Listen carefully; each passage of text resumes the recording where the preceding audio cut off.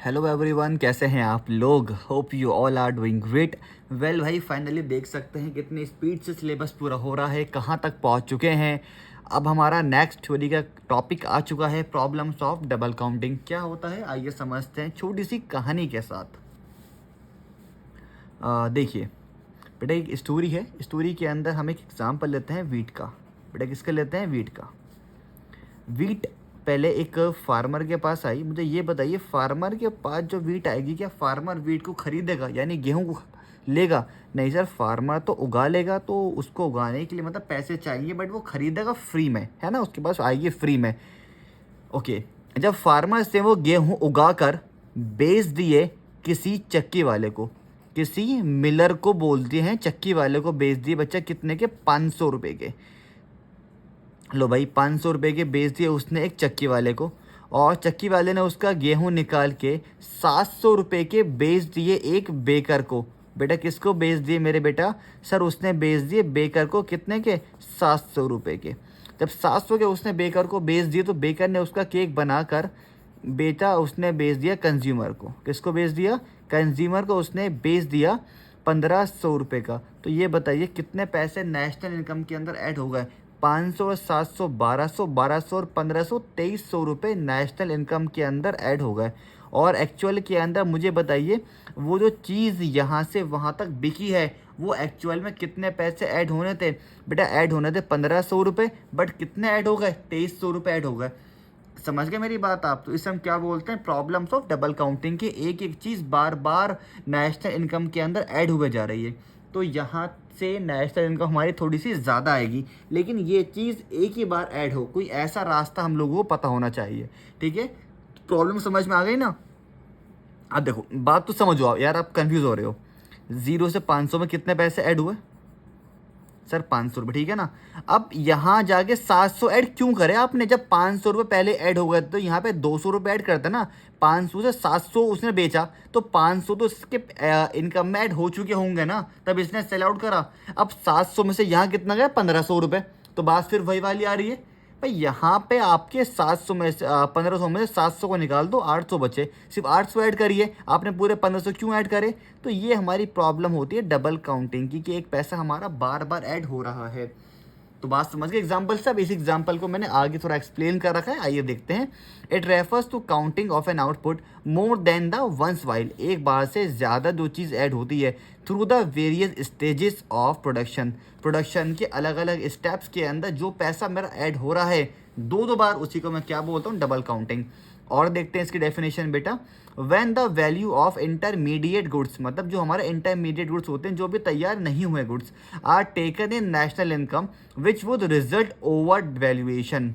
बेटा क्या बोलते हैं उसे? Overvaluation. अभी जो 2300 रुपये हमारा आंसर आ रहा है सबको जोड़ के, बेटा ये क्या है? Over valuation. क्यों? हमारी जो चीज़ बार बार ऐड हो गई है उसे क्या बोलता हूँ मैं? Over valuation of national income. Such over valuation, और उसी ओवर वैल्यूएशन को in national income is called double counting बोलते हैं उसी को।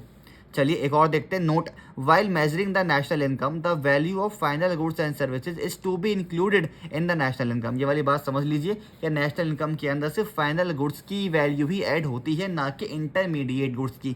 फाइनल इंटरमीडिएट्स क्या होते हैं इस चैप्टर का लास्ट टॉपिक है, बट अभी सुन लीजिए। इंटरमीडिएट गुड्स वो गुड्स होते हैं जो हमारे कच्चे गुड्स होते हैं, जो पूरे तरीके से कंप्लीट नहीं हो पाते, और फाइनल गुड्स हमारे कौन से होते हैं? वो वाले गुड्स होते हैं जो हमारे मतलब पूरे कंप्लीट हो चुके होते हैं, इतना मान सकते हैं। ठीक है, इसकी मैंने मीनिंग भी लिखी है। A commodity passes through various stages of production before reaching the final stage. When the value of the commodity is taken at the each stage is likely to include.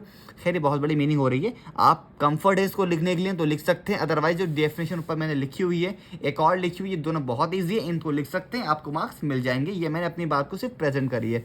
अब बेटा आते हैं इसके सॉल्यूशंस पर। इसके सॉल्यूशंस हमारे हैं दो। कौन कौन से दो सॉल्यूशन है भाई? फाइनल वैल्यू मेथड है या फिर वैल्यू एडिड मेथड है। आइए देखते हैं कौन कौन से हमारे ये मेथड हैं। पहला कौन सा है बेटा? Final value method. समझते हैं क्या होता है। देखो मैंने भी आपसे वही एग्जांपल लेते हैं, ठीक है, वही एग्जांपल लेके चलेंगे कि हम लोग कहाँ थे भाई? हम सब फार्मर के पास थे। फार्मर से कहाँ पहुँचे? सर फार्मर से हम पहुँचे मिलर के पास। लो, मिलर से कहाँ पहुँचे? सर मिलर से पहुँचे हम बेकर के पास, और बेकर से पहुँचे हम कंज्यूमर के पास। ठीक है। फार्मर ने कितने पैसे का था वो भाई, 0 का था, और उसने आगे कितने के बेचे सर, उसने आगे बेचे हमारे 500 रुपये के, यहाँ पे कितने थे भाई 700 रुपये के, और यहाँ कितने थे आपके 1500 रुपये के। अब फाइनल वैल्यू मेथड क्या कहता है कि आप ना सिर्फ ये 1500 रुपये ही ऐड करो, ये 700 500 ऐड मत करो। अब यार एक छोटी सी बात बताओ, जब ये बेकर ने मिलर से आटा लिया होगा, चक्की वाले से आटा लिया होगा, तो क्या इसने बोला होगा कि भाई मैं इस आटे को ना सेल्फ कंजप्शन नहीं करूँगा, मैं इसको घर पे जाके यूज़ नहीं करूँगा, बल्कि मैं इसको अपनी चक्की पर अपनी बेकरी पर केक बना के बेचूंगा। यार ऐसे थोड़ी होता है, हम किसी को सामान बता के थोड़ी लेके आते हैं यार, ठीक है। तो 1500 रुपये ऐड कर लेना ये प्रैक्टिकली केस के अंदर ज़रूर मतलब पॉसिबल नहीं है। सुनो, ये कुछ केस के अंदर पॉसिबल है जहाँ पे हमें पता है कि हम ये गुड्स फाइनल खरीद रहे हैं, इसमें हम कुछ एडिशन नहीं करेंगे या हम इसको आगे नहीं बेचेंगे। जैसे आप एक मेडिकल शॉप पे गए, हॉस्पिटल के नीचे एक मेडिकल शॉप थी, आपने वहाँ से कुछ मेडिसिन परचेज करी और वो मेडिसिन लाके आपने अपने नर्स को, डॉक्टर को दे दी कि मेरे पेशेंट को दे दीजिए। अब वो मेडिसिन क्या आप बेचोगे? नहीं सर, हॉस्पिटल से जो भी इंसान मेडिसिन खरीद रहा है वो तो उसको फाइनल कंजप्शन ही करेगा ना, वो तो उनको यूज़ ही करेगा ना। अगर आपको मेडिसिन बेचनी ही है तो भाई जाके किसी होलसेलर से बात करो ना, किसी रिटेलर से बात करो ना, मेडिकल स्टोर से ही क्यों खरीद रहे हो तुम? बेटा ये बात समझ में? तो फाइनल का मतलब ऐसा होता है कि वो हर केस के अंदर प्रैक्टिकली मतलब पॉसिबल नहीं होता। तो नीचे आप लिख भी सकते हैं not suitable in every case. जल्दी लिखो, बैठिए मत, हाथ पे हाथ रखे। फाइनल वैल्यू मेथड के नीचे लिखो not suitable in every case. लिख लिया ना? मतलब बहुत पीटूंगा आप लोगों घर पे आके मैं। यार मजाक कर रहा हूँ, ठीक है, पढ़ लीजिए। मैं वैसे ख़तरनाक लगता नहीं, बट मैं थोड़ा सा हूँ, अगर बता दूँ मैं आपको, सिर्फ मुझे पढ़ाई से मतलब है। चलिए सॉरी। सेकंड कौन सा है? Value added method. ये क्या होता है बात को समझते हैं, एग्जाम्पल वही लेके चलते हैं। फार्मर से कहाँ पहुँचे हम भाई? मिलर के पास। अब तो एग्जाम्पल याद कर लो, मिलर से कहाँ पहुँचे हम? बेकर के पास। बेकर से कहाँ पहुँचे हम? कंज्यूमर के पास, ठीक है। जल्दी पैसे लिख दो। इसने कितने का बेचा? 0 रुपये का। इसने कितने का बेचा? 500 रुपये का। इसने इसको कितने का बेचा? 700 रुपये का। और आगे केक कितने का बेचा इसने? 1500 रुपये का। वैल्यू एडिड मेथड क्या कहता है कि भाई ये काम करो, आप जितने भी इसके अंदर वैल्यू एडिशन हुआ है उसकी निकाल लो। यहाँ कितने पैसे ऐड हुए? 500 रुपये। यहाँ कितने ऐड हुए? 200 रुपये। और यहाँ कितने ऐड हुए आपके? 800 रुपये। तो टोटल कितने पैसे आपके हो गए? 1500 रुपये। तो हो गए ना 1500 रुपये ऐड।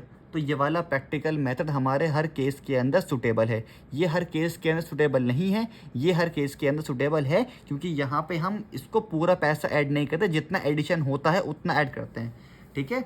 तो ये इस तरीके से आप चीज़ों को एग्जाम्पल के साथ लिख के प्रेजेंट कर सकते हैं। आइए एक बार पढ़ लीजिए क्या लिखा है final value method. According to this method value of only final good should added to determine the national income. समझ गए ना? सिर्फ फाइनल वैल्यू ही हमारी ऐड की जाएगी। ये क्या होता है बेटा? Value added method. According to this method sum total of the value added, जो आपने वैल्यू एडिशन करी है उस सबको टोटल कर दीजिए, वो हमारी ऐड की जाएगी नेशनल इनकम के अंदर। तो हमारे लिए कौन सा मेथड बेस्ट है? Value added method. सर ये भी सही मेथड है, बट ये प्रैक्टिकली हर केस के अंदर सुटेबल नहीं है, ठीक है ना। दो हमारे आंसर्स हैं, बट इसमें से बेस्ट आंसर कौन सा है हमारा? वैल्यू एडिशन का। और ये भी बेस्ट है, बट सुपर बेस्ट हमारा ये वाला है। उम्मीद है बात आपको समझ में आ चुकी होगी डबल काउंटिंग के प्रॉब्लम्स की। आज वीडियो को यहीं समाप्त करते हैं ताकि आप लोग बोर ना हो जाए। नेक्स्ट पार्ट के अंदर शुरू करेंगे नेशनल इनकम कौन से प्राइस पे निकालता हूँ। हाँ, निकालता कैसा हूँ वो तुम लोग को पता है, 3 मेथड से निकालता हूँ। सर जल्दी बताओ कौन कौन से 3 मेथड पीछे पढ़ा के आप लोगों को मैं आ रहा हूँ। वीडियो पॉज करो, कमेंट करो। उम्मीदें कर दी होगी, अब जल्दी सुनो।